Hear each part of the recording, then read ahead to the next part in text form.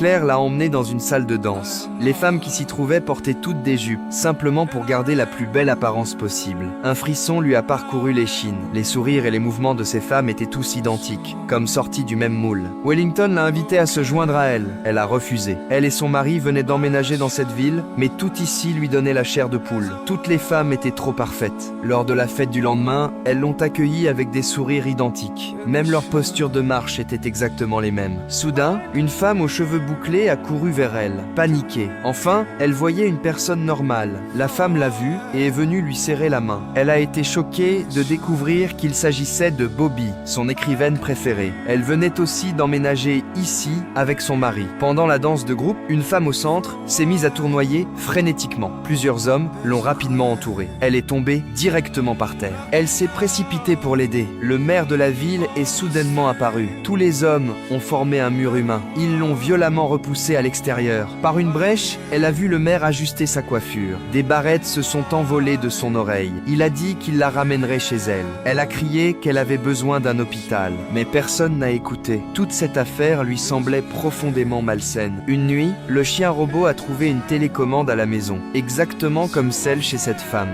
Mais celle-ci portait son nom à elle. Ses paumes sont devenues glacées. Elle a commencé à enquêter sur ces femmes. Elles avaient toutes été autrefois indépendantes et brillantes.